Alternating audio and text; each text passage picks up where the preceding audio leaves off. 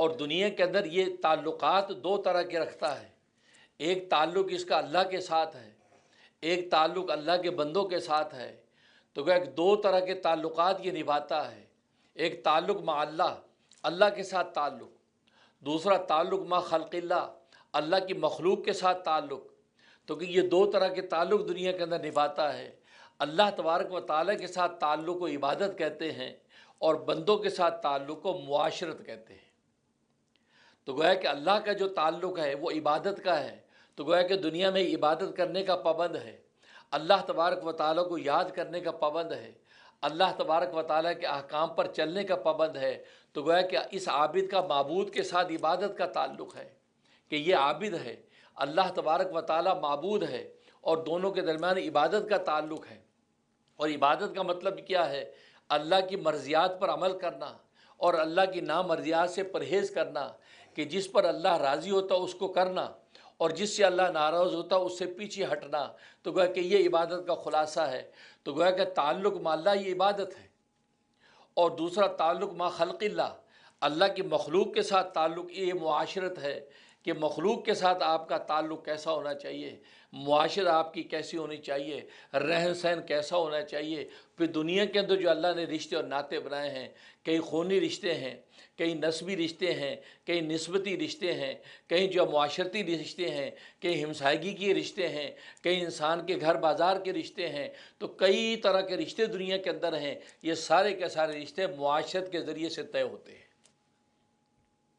جب معاشرت اچھی لے کر یہ چلتا ہے تو ان رشتوں کو طے کر کے منزل پہ پہنچتا ہے۔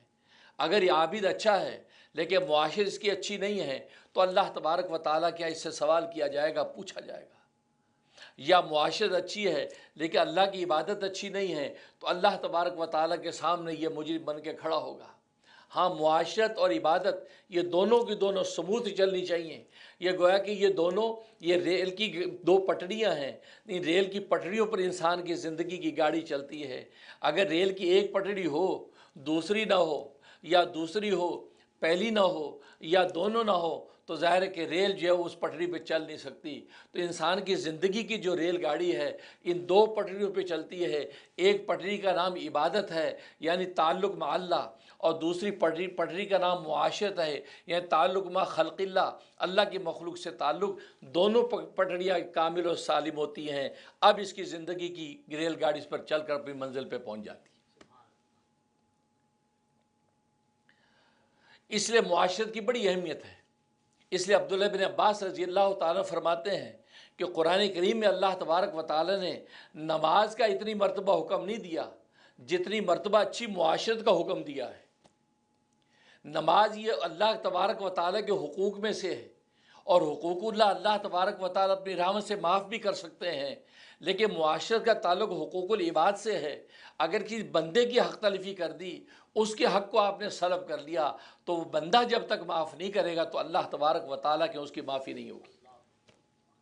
اور ظاہر ہے کہ بندہ تو کم ظرف ہوتا ہے، کم ظرف عام طور پہ معاف نہیں کیا کرتا۔ اللہ تبارک و تعالیٰ تو وسیع الظرف ہے، اس کا نام بھی واسعون ہے، وہ تو نام سے ہی واسع ہے، وسیع ہے، وہ وسعت ظرفی رکھتا ہے، وہ اپنی عبادت کے حوالے سے اس کی کمی کوتاہی کو معاف بھی کر سکتا ہے۔